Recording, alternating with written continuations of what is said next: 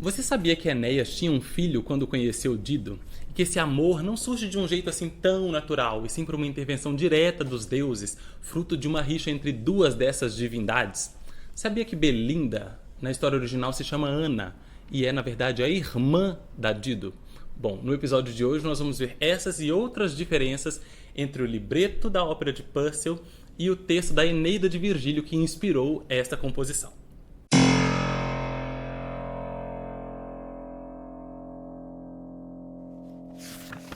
Se você não me conhece, eu sou Bruno Costa, maestro e cantor lírico, e este é o Guia Lírico, o podcast onde nós vamos conversar sobre ópera, música coral, música clássica, de um jeito nada erudito.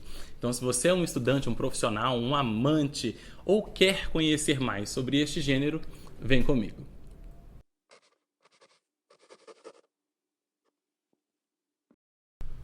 Como já vimos no início desse episódio, hoje nós vamos olhar com mais atenção para o libreto dessa ópera e depois para o texto do Virgílio.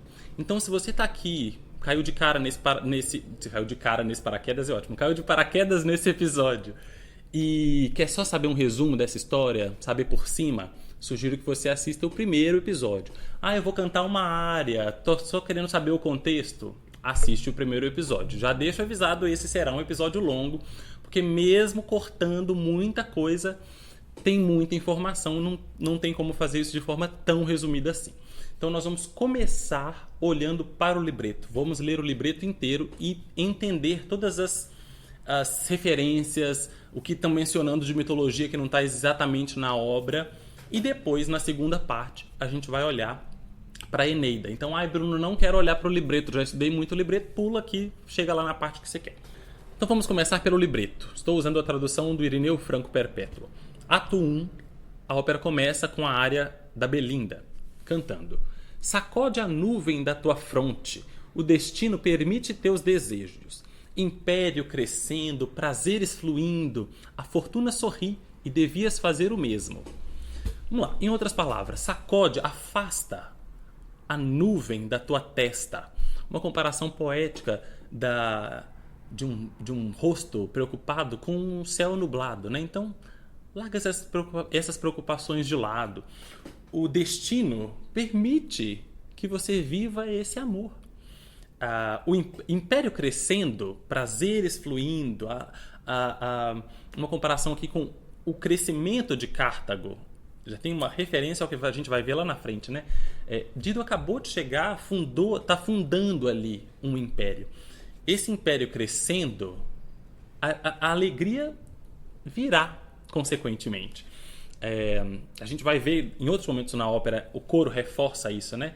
Que essa união não é só sobre amor, é uma possibilidade também do crescimento desse império. A fortuna sorri e devias fazer o mesmo.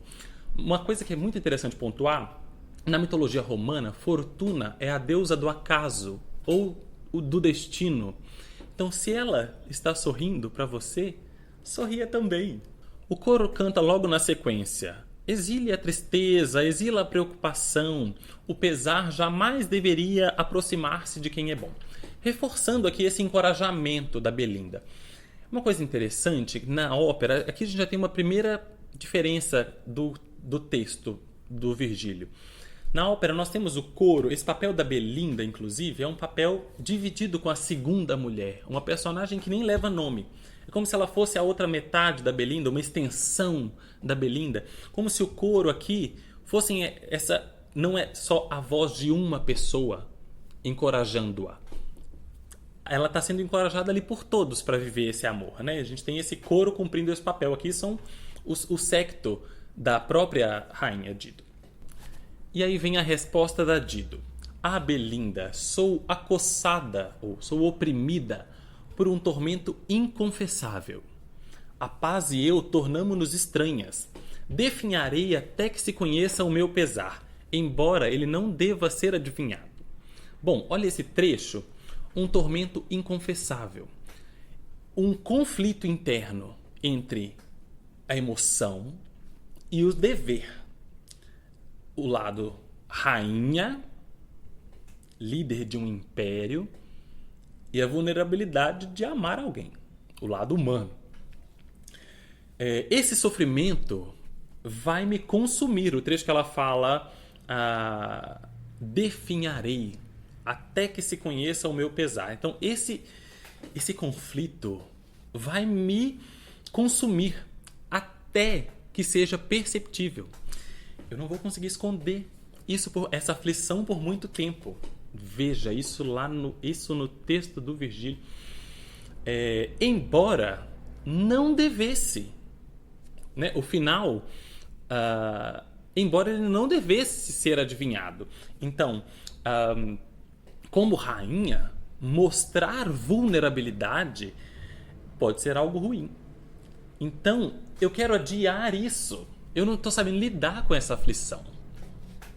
Aí o que a Belinda responde a isso? O pesar só aumenta quando oculto. Então, ocultar essa dor só vai fazer ela crescer. Aquele momento que eu penso, se conselho fosse bom, a gente não dava, a gente vendia, né, dona Belinda? Mas enfim. Dido responde, o meu não admite revelação. Ele é grande demais. É inaceitável para minha posição. Resposta da Belinda. Então deixa-me falar. O hóspede troiano invadiu os teus ternos pensamentos. É a maior bênção que o destino pode dar para garantir a nossa Cartago e reviver Troia. Olha que interessante isso. Ela fala claramente, a Belinda traz uma informação clara que até aqui não está posta. Ela fala desse hóspede, né? A primeira vez que a gente está entendendo na ópera de que elas estão falando, que aflição é essa, e que isso será bom para Cartago, para o crescimento de Cartago e para a memória de Troia. Lembrando lá, Enéas fugiu de Troia quando foi destruída pela guerra, blá, blá, blá. Belinda está vendo a união de amor e política como aliados, enquanto a rainha está vendo isso um impeditivo, porque também todos sabiam que Enéas era destinado a fundar o Império Romano. Então, Belinda olhando do lado de cá, falando, não, essa união vai ser ótima aqui para nós também, para o seu império, você vai amar de novo. E ela via essa junção de amor e política como um problema, como um empecilho. Seguindo em frente, o coro responde exatamente essa moral da história. Quando os monarcas se unem, quão felizes são os seus estados! Eles triunfam ao mesmo tempo sobre os inimigos e o destino. Bom, o coro está aqui em momento moral da história, né? Uma continuação desse reforço feito pela Belinda, que a união entre os monarcas traria estabilidade, glória, proteção, tanto para Cartago quanto para os sobreviventes de Troia. Juntos eles triunfam sobre os seus inimigos e o destino. A palavra fate, mais uma vez, uma personificação do destino, que é o grande obstáculo dessa história, né? Triunfar sobre ele é quase uma ideia utópica, que no fim a gente vai ver que é justamente o contrário do que o que acontece é justamente o contrário do que a gente está ouvindo nesse trecho. Bom, Dido responde: de onde pode aflorar tamanha virtude? Que tempestades e que batalhas ele cantou! O valor de Anquises misturados aos encantos de Vênus. Quão suave na paz e, contudo, quão feroz nas armas. Aqui Dido fala sobre Enéas e traz muitos elementos que estão postos na Eneida. Então, o tamanho da virtude desse homem. A ópera é baseada no livro 4, que é o livro que se dedica a contar esta história da rainha Dido. Mas, olhando para a Eneida, desde o livro 1, Enéas está nas terras de Dido. E toda a história que ele conta sobre a fuga de Troia, as dificuldades que ele enfrentou no caminho, ele está contando para ela. Então, neste momento, ela já conhece essa história, essa bravura deste homem, e ela está, de fato, ali admirada pelo valor dele, né? Pela coragem. Tem uma outra coisa sobre o valor que ela comenta, o valor de Anquises misturados aos encantos de Vênus. O valor de um semideus, porque Enéas é filho de... lembrando que na mitologia, um semideus é aquele que é filho de um mortal com um deus, uma divindade e um mortal, seja mãe, pai. E, nesse caso, ele é filho de Anquises, um herói troiano, com a deusa Vênus. Aqui a gente tem o plot twist da Eneida. A deusa essa que é a deusa da beleza, do amor e da prosperidade. Suave na paz e corajoso na guerra. Um herói perfeito, né? Aquela pessoa que em tempos de paz é gentil e que em tempos de guerra é corajoso e destemido. Então a gente tem aqui Dido externalizando o quão encantada ela está. Lá na frente isso vai aparecer ainda de forma mais óbvia. Seguimos, resposta da Belinda. Uma narração tão forte e cheia de aflição poderia derreter as pedras, como fez contigo. Que coração teimoso poderia encarar sem emoção tamanha angústia, tamanha piedade? Aqui Belinda está falando dos relatos do Enéas. Ele está lá contando todas as dificuldades que ele enfrentou. E essa trajetória, nossa, é impossível não se comover. Um homem tão belo, tão corajoso, o seu encantamento, rainha, é mais do que compreensível. Querida, só todo mundo aqui, ó, todo mundo do teu lado. Vai lá, entendeu? Não precisa ser tão resistente. A gente está compreendendo, a gente entendeu? Bom, resposta da Dido. O meu, oprimido por tempestades de preocupação, aprendeu a ter piedade dos angustiados. O pesar pode tocar até os desgraçados malvados. O meu peito é muito suave, muito sensível. Não gosto muito dessa tradução, não. Eu coloquei uma outra aqui, que é: a dor dos pobres e miseráveis pode tocar o meu coração sensível, mas, temo ter demasiada pena dele. Então, o meu coração oprimido, ele é sensível, sim, mas isso aqui está ultrapassando os limites da razão. Aqui tá um pouco demais. Seguindo em frente, a gente tem um duetinho da Belinda com a segunda mulher, tudo repetido pelo coro. Então a gente tem aqui de novo, que eu falei lá no início, né? A possibilidade de uma extensão da Belinda ou essa confirmação dessas pessoas que estão em volta dessa mesma ideia. E ela canta: não temas nenhum perigo, o herói ama como tu. Enéas também te ama, né? Você não está sozinha aí, não é um amor platônico. Sempre gentil, sempre sorridente, a eludir as preocupações da vida. Cupido revestiu teu caminho de flores recolhidas no caramanchão dos Elísios. Então aqui a Belinda está fazendo uma referência aos Campos Elíseos, que na mitologia fica no reino dos mortos, o lugar das pessoas, das almas boas, das almas das pessoas boas. Então, diferente da nossa ideia cristã, em que as pessoas boas vão para o céu fica em cima. As pessoas ruins vão para o inferno fica embaixo. Na mitologia, o reino dos mortos é no submundo. Todos os mortos estão indo para o mesmo lugar. O Olimpo é o Olimpo, o lugar dos deuses. Pessoas mortais vão para o reino de Hades, para o reino de Plutão. Este reino tem 3 subdivisões. Então, se você é uma pessoa boa, você vai para os Campos Elíseos. Se você é uma pessoa ruim, você vai para o Tártaro. E se você não é nem bom nem ruim, tem o terceiro que se chama Campo de Asfódelos, que ficam as almas dessas pessoas que não vão nem desfrutar muito, mas também não vão sofrer. Vão ficar ali neutros. Bom, e aí a Belinda segue com essa... Olha, entra o Enéas em cena e ela fala: vê, o teu hóspede real aparece. Que divino é o seu porte. Né? Que beleza esse homem. Bom, Enéas entra em cena e diz: quando, real beldade, serei abençoado com as preocupações do amor e as angústias do Estado. Então ele se declara, existe um cumprimento, uma reverência, mas ele também deixa evidente a angústia entre o dever e os sentimentos amorosos. Ele também, até aqui, não esqueceu completamente do seu destino, né? Resposta de Dido: o destino proíbe o que persegues. Uma resposta direta e enfática, né? O que você está falando, você não pode cumprir. O destino, o seu destino é maior do que o nosso amor. E ele dá uma resposta apaixonada: Enéas não tem outro destino além de ti. que Dido sorria e desafiarei o débil golpe do destino. Bom, aí o coro vem com o seu comentário lírico. Cupido só lança o dardo, que é fatal ao coração de um guerreiro, e aquela que fere é a única que pode curar a dor.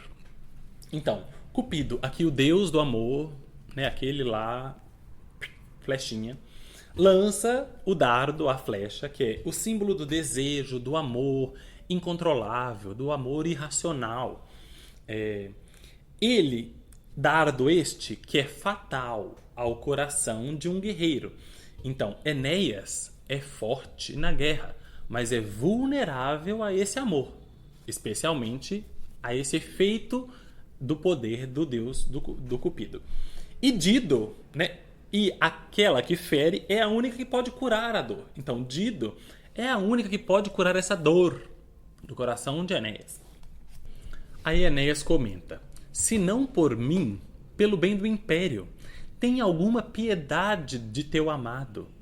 Ah, não faças com que em um fogo desesperado um herói caia e Troia volte a expirar. Bom, aqui ele apela para o seu destino. Que ela pense no que ele representa também. Ali ele é o herói daquele povo, daqueles sobreviventes de Troia. E como se deixá-lo afundar nessa mágoa, nesse amor não correspondido, na desesperança, seria também a queda de Troia. Porque sem ele, essa cidade, esse império não seria reconstruído. Então, não faça que com um amor não correspondido, um herói caia. Emocionadíssimo, né? Bom, aí depois dessa fala do Enéas, vem a Belinda. Oh, gente, olha essa amiga, hein? Lembrando aqui, ó, confidente da Dido, hein? Ela fala com Enéas: persegue tua conquista, amor. Os olhos dela confessam a chama que sua língua nega. Olha, uma amiga dessa, né? Não precisa de mais nada. Mas ela é isso, ela está incentivando Enéas a continuar investindo. Porque apesar da rainha estar falando para ele que não quero, o seu destino, o que você está falando você não pode cumprir, os olhos dela revelam o contrário. Bom, o coro encerra esse primeiro ato cantando, né? Às colinas e aos vales, às rochas, às montanhas, aos bosques e às fontes frescas e umbrosas. Na ópera esse é o único comentário, mas olhando para Eneida, a gente sabe que esse é o momento em que a corte da Dido e o pessoal do Enéas, eles vão juntos para as montanhas caçar. E é lá que vai desenrolar o que na ópera é um plano das feiticeiras. Aqui na Eneida não tem feiticeira, mas é o lugar onde onde Enéas vai receber essa mensagem que ele precisa partir. O coro continua: sejam mostrados os triunfos do amor e da beleza, esbaldai-vos, cupidos, o dia é vosso. Então, que o amor triunfe, o dia é de vocês. Então a gente tem, olhando para o libreto do primeiro ato, a gente tem essa primeira diferença da figura da Belinda, que aqui é uma serva, uma confidente, não fica exatamente muito claro qual é a função dela, e que essa personagem se expande na figura da segunda mulher e nas falas do coro. Então a gente pode entender que esse incentivo, esse encorajamento, não era de uma pessoa, era consenso daquelas pessoas que cercavam essa rainha. Essa é uma grande diferença da Eneida, que essa personagem não existe, né? A Ana era a irmã da Dido. Então, a gente tem uma relação de uma irmã que incentiva que a sua irmã viva esse amor, essas experiências, e que isso é reprovado pelo povo. Quando a gente for olhar para o texto da Eneida, a gente vai ver como isso tem um impacto negativo, como as pessoas recebem mal essa união. Aqui na ópera, não. Aqui na ópera o povo vai lá, o dia é de vocês. Vamos para o segundo ato. Bom, a feiticeira começa o ato invocando as bruxas, suas assistentes, né? Caprichosas irmãs, essas perversas. Vós que como corvos a gritar bater nas janelas dos moribundos. Então essa a comparação das bruxas com os corvos associados à morte, a esse presságio de morte. Então esse momento em que o corvo aparece na janela de quem está próximo da morte. A primeira bruxa responde: diz, Beldam, diz qual o teu desejo. E o coro das bruxas canta: o dano é o nosso deleite e a maldade toda a nossa habilidade. A feiticeira continua: a rainha de Cartago que odiamos, como fazemos com todos em estados prósperos? Então, qual é a razão desse ódio da feiticeira? Odiamos todo mundo que está se dando bem. Todo mundo que está prosperando, nós odiamos. Antes do crepúsculo, deve se ver muito desgraçada, privada de fama, de vida, de amor. Então, o plano é destruir Dido, devastá-la em todos os aspectos, da fama, da sua honra pública, da sua vida literalmente, e destruir este amor. As duas bruxas então respondem: arruinada antes do sol se pôr? Diz-nos como isso será feito. Então, antes de acabar o dia, ela já vai estar arruinada. Como isso vai? O que nós vamos fazer? E ela conta: o príncipe troiano, como sabeis, está forçado pelo destino a buscar solo italiano. A rainha e ele agora estão à caça. Lembra como acabou o primeiro ato? Estão indo caçar.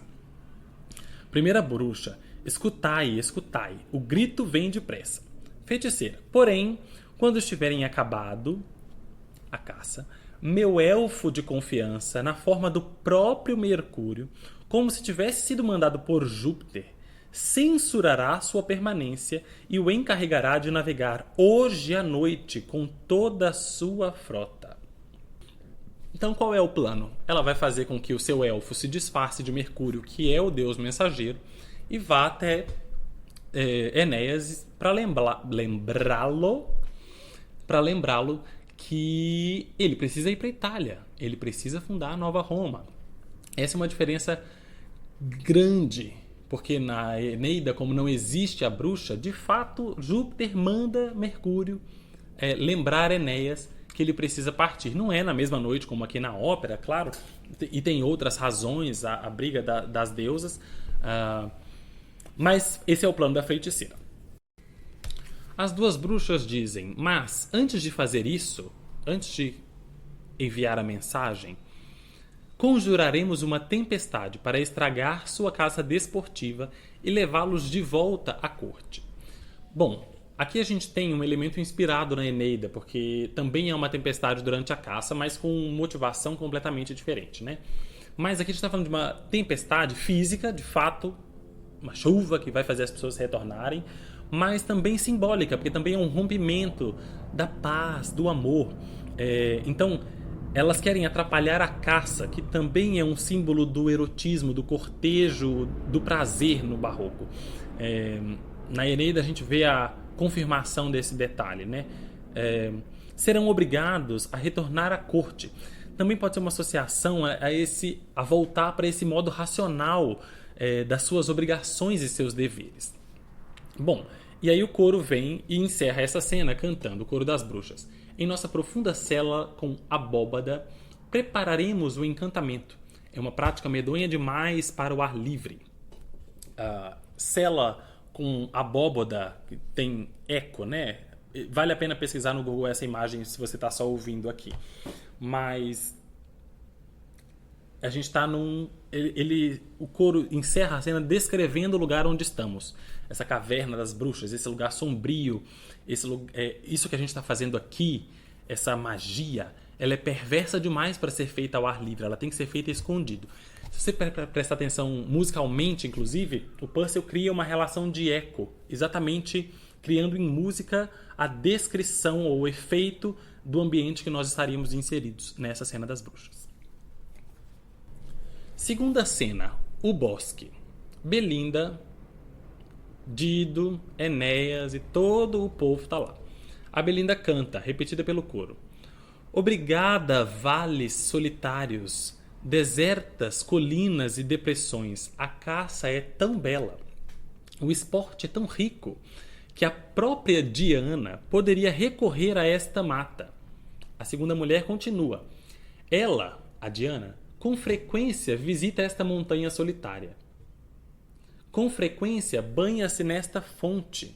Aqui, Acteão encontrou seu destino, perseguido por seus próprios cães, e depois de feridas mortais, descoberto tarde demais. Bom, essa nova cena, que estamos no bosque, traz descrições sobre como esse lugar é ótimo para isso. Menciona Diana, que é a deusa da caça. Então ela está falando exatamente que a própria Diana vem a essa mata caçar, que ela se banhou exatamente nessa fonte onde Acteon encontrou o seu destino. Então aqui ela está trazendo informações de uma outra mitologia, que é a de Acteon e Diana, que inclusive também tem uma ópera de Marc-Antoine Charpentier chamada Acteon. O Teatro Municipal aqui de São Paulo montou ela alguns anos atrás. Eu não me lembro agora qual ano. Para quem está só me ouvindo, eu achei o libreto que eu tenho dessa ópera. Mas enfim. Basicamente, qual é a tragédia aqui em Acteon? Ele é um caçador que vai para mata com seus cães. Algumas versões falam que ele espia propositalmente, outras que ele está ali caçando e acidentalmente vê. Mas o que acontece de fato é que ele vê a deusa Diana nua se banhando nessa fonte. E ao perceber, ela transforma ele em um veado, em um corvo, um cervo, né? Corvo não, cervo.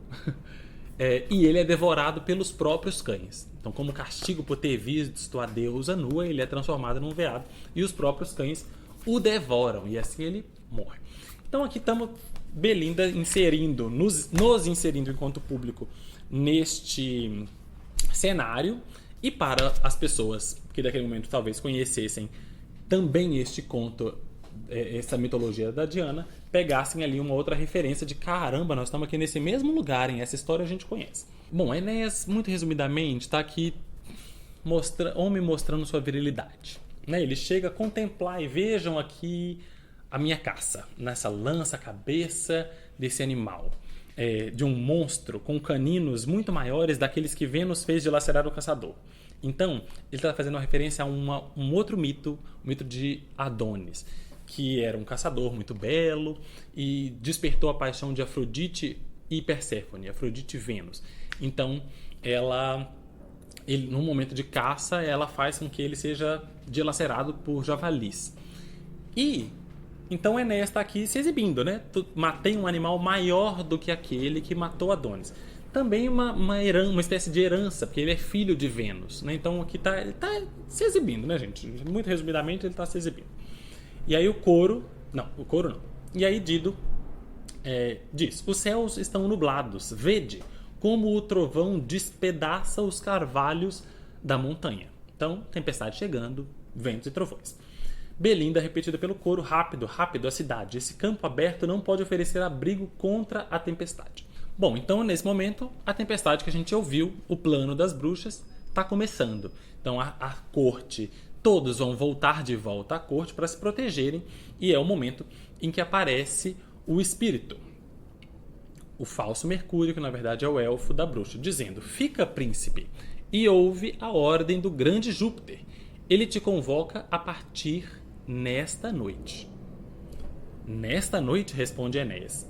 E ele: sim, nesta noite deves abandonar esta terra. O Deus irritado não tolerará permanência maior. Júpiter ordena-te: não desperdices mais nos deleites do amor estas horas preciosas concedidas pelos poderes do Onipotente para ganhares a costas das Hespérides e restaurares Troia arruinada. E ele responde: as ordens de Júpiter serão obedecidas nessa noite, nossas âncoras serão levantadas. Então a gente está vendo aqui o plano da feiticeira sendo colocado em prática, né? Ele está fingindo que o próprio Júpiter ordenou que ele partisse, porque preciosas horas concedidas pelos poderes do Onipotente, né? Ele foi protegido, ele sobreviveu lá na guerra para poder ir para as terras italianas, fundar a nova Troia, e ele está ali gastando esse tempo namorando. Bom, o segundo ato acaba aqui. Um recitativo. E de forma muito poética, ou quer dizer, para bons entendedores, meia palavra basta. A gente toma uma proporção do que aconteceu. Ele começa com que língua poderei tentar pacificar a rainha injuriada. Por quê que ela vai ficar? Ele já sabe que ela vai ficar injuriada. E por quê? Uma noite desfrutada, a seguinte abandonada. Como o destino pode ser tão duro? Em outras palavras, ela está desde o início falando: não devo, não sei se quero. Enéas, você está falando o que você está buscando aqui, você não pode cumprir essa promessa porque o seu destino, a gente sabe. Não, Dido, não. Eu vou enfrentar o meu destino. Belinda, todo mundo vai, vive esse amor. Aí na hora que ela cede, né, eles vão caçar, eles consumam este amor, se é que você me compreende. Ok, agora então não vou resistir mais. Aí vem a tempestade, vem a mensagem e o que ele fala? Ok, vou partir. Então é claro que ela vai ficar injuriada, né? E assim termina o segundo ato. Terceiro ato, cena dos marinheiros. Então, corta, povo do Enéas se arrumando para vamos, companheiros do mar, levantemos as âncoras. O tempo e a maré não admitem atraso. Logo, a gente, né, recebeu uma ordem que a gente precisa ir embora logo. E o mar não é, né, não vamos qualquer hora, temos que partir. Tende uma despedida breve e ébria de vossas ninfas da praia, e silenciai o pesar delas com juras de regresso, mas sem jamais pretender voltar a visitá-las. Em outras palavras, vai lá, se despede das moças que vocês estavam se envolvendo, porque a gente vai partir de vez. Quando elas começarem, né, o pesar, quando elas começarem a se lamentar porque vocês vão abandoná-las, prometa a elas que vocês vão voltar, mas sabendo que a gente não pretende regressar e nem voltar a visitá-las. Bacana, né? Não precisa dizer muito mais. Bom, a cena volta para a feiticeira. Vede as bandeiras e flâmulas a tremular, as âncoras a levantar, as velas a enfurnar. Primeira bruxa. A luz pálida e ilusória de Febo dourando palavras ainda mais enganosas. Segunda bruxa. Nossa intriga vingou. A rainha foi abandonada. As duas bruxas. Elisa arruinada. Nossa intriga vingou. A rainha foi abandonada.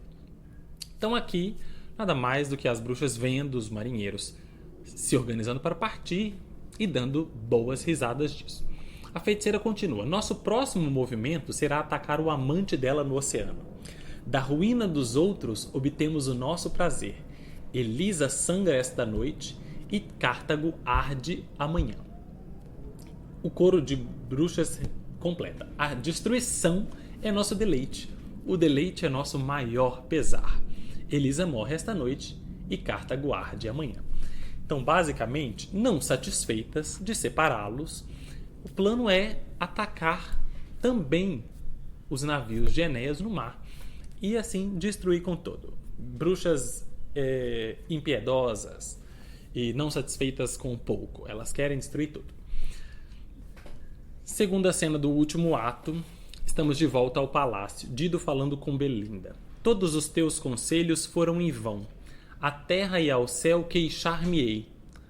Por que chamo a terra e o céu? Terra e céu conspiram por minha queda. Ao destino apelo, despojada de outros meios. É o único refúgio que restou à desgraçada. Bom, esse é um trecho carregado de informações não ditas, não postas diretamente, né? Então, o início é muito claro. Todos os teus conselhos foram em vão. Tá reclamando com a Belinda. Eu falei desde o início que eu não queria. A gente já sabia que ele tinha o destino dele. A gente já sabia que eu tinha que... Então, assim, fui seguir seus conselhos e me lasquei. A sequência. Queixar-me-ei à terra e ao céu. E aí ela mesma para e fala, por quê? Por que chamo terra e céu? Terra e céu conspiram contra mim. E aqui vale a pena a gente olhar para isso. Por que o céu conspira contra mim? Os deuses conspiram contra ela. Esse amor, ele existe, esse amor irracional, intervenção dos deuses. O Cupido foi lá, ploft. Ele está indo embora por quê? Intervenção dos deuses. Foi lá uma mensagem do Deus mandar ele embora. Bom, e a Terra? Bom, primeiro tinha o irmão dela, que era uma ameaça constante. Ela, ao chegar ali no norte da África, ela começou a receber propostas de outros reis, de outros homens daquela terra que queriam se unir a ela. E ao recusar, eles se tornavam uma ameaça. E durante a estadia de Enéas na corte e nos reinos de Dido, na Eneida a gente vai perceber que ela deixa alguns dos compromissos de rainha em prol desse amor. Então agora ela não tinha mais o apoio do seu povo, as pessoas não estavam muito felizes. Então todos conspiram contra mim. Não me resta outro refúgio a não ser o destino, que nesse caso a morte. Seguimos em frente. A Belinda entra o Enéas. Apareceu o bendito. E ela diz: vê, senhora, vê onde o príncipe aparece. Traz tamanho pesar no olhar que deveria convencê-la de que diz a verdade. Gente, realmente essa Belinda é um pouco irritante. Porque ela ainda está do lado do Enéas, ela ainda está acreditando, ela é bem iludida, essa menina. Bom, entra o Enéas. Que deve fazer o perdido Enéas? Como real beldade irei transmitir o decreto divino e dizer que devemos nos separar? Então, estou aqui vítima, mas ao mesmo tempo, olha, foi um decreto divino. Não é que eu que sou ruim, né? Tá ele aqui assim, um tom quase arrependido, mas se protegendo. E aí a Dido dá uma resposta direta. Assim, nas fatais margens do Nilo, chora o mentiroso crocodilo. Assim, os hipócritas que cometem assassinato fazem dos céus e dos deuses autores de seus atos. Maravilhosa, né? Dido, maravilhosa. Então, usando o clássico símbolo lágrimas de crocodilo, né? Tipo, querido, não acredita nessas suas lágrimas. E, como qualquer assassino, sempre colocam a culpa nos deuses. É isso. Coragem para assumir suas próprias decisões, você não tem, né? Ele interrompe: por tudo que é bom. E ela: não. Por tudo que é bom, chega. De tudo que é bom, abjuraste. Voa a teu império prometido e deixa a abandonada Dido morrer. Bom, ela não aceita mais argumentos. Enéas tenta recuar. Apesar da ordem de Júpiter, ficarei. Ofenderei os deuses e obedecerei o amor. Mas aqui Dido já não quer mais. Não, infiel. Persegue teu caminho. Agora estou tão decidida quanto tu. Não reclamará arrependimento a chama delicada da machucada Dido, pois é suficiente. Proclames agora o que proclamares, teres alguma vez pensado em me abandonar. Basicamente, não, agora eu estou decidida. Só o fato de você ter pensado em me abandonar, eu já não quero mais. Enéas diz: que Júpiter diga o que quiser, ficarei. Dido: fora. Fora. E ele: não, eu ficarei e obedecerei ao amor. Dido diz: voarei à morte se continuares retardando. Fora. E o que acontece? Ele vai. E aí a gente vai chegando, né? Vai chegando naquele momento tenso. Bom, mas Dido continua: mas da morte, ai de mim, não posso me esquivar. A morte há de vir quando ele se for. E o coro faz um comentário, moral da história, né? E diz: as grandes mentes conspiram contra si mesmas e se esquivam da cura que mais desejam. As grandes mentes, os nobres, os heróis, Dido, eles conspiram contra si mesmos por conta de amor, de orgulho, de honra. Se esquivam da cura que mais desejam. O que ela mais desejava? Que Enéas ficasse. Ela poderia ter ficado com Enéas se o perdoasse, mas ela recusa esse consolo, ela recusa o que ela mais deseja. Porque ela acredita, ela considera que essa ferida, por ele ter cogitado partir, ser irreparável. Bom, aí a gente chega no momento mais conhecido da ópera, o Lamento de Dido. Dá-me tua mão, Belinda, a escuridão me ensombrece. Deixa-me descansar em teu peito, queria mais, mas a morte me invade. A morte agora é uma convidada bem-vinda. Ai, quando eu jazer na terra, que meus erros não criem perturbações no teu peito. Lembra-te de mim, mas, esquece meu destino. Bom, além da música ser maravilhosa, é um texto também carregado de... É um texto com muito peso, né?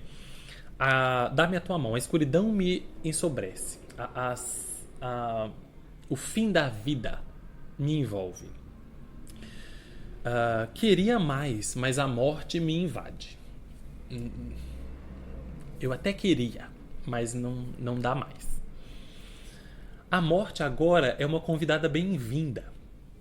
Quer dizer, ela é como uma libertação dessa dor, dessa humilhação, dessa rejeição. Quando eu jazer na terra, que os meus erros não criem perturbações no teu peito. Então, que os meus erros não recaiam sobre você, sobre o povo, né?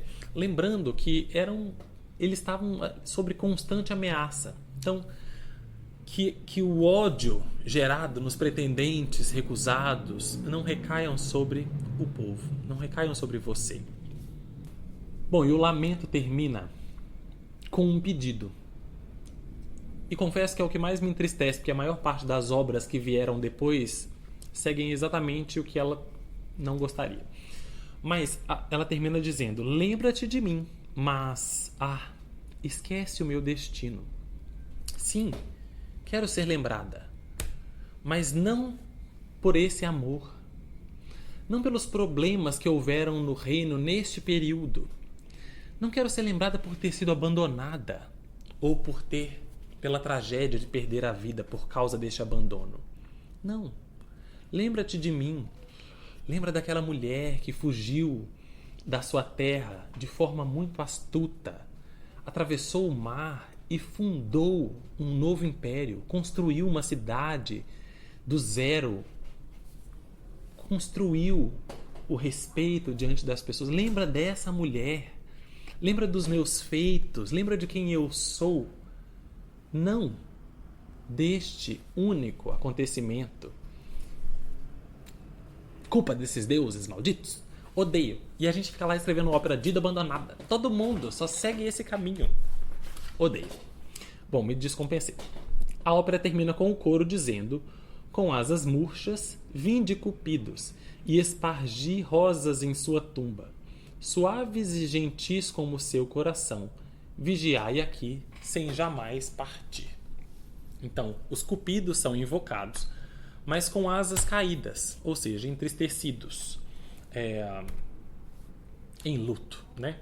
O amor, os cupidos, o amor que deu origem a essa paixão, agora acompanha a sua morte. Vigiai sem partir, uma memória imortal do seu amor e de sua dor. Bom, aqui encerra-se então a primeira parte do estudo mais detalhado do libreto. Ouça a parte 2 deste episódio para ver as diferenças dessa história agora no texto do Virgílio, a Eneida.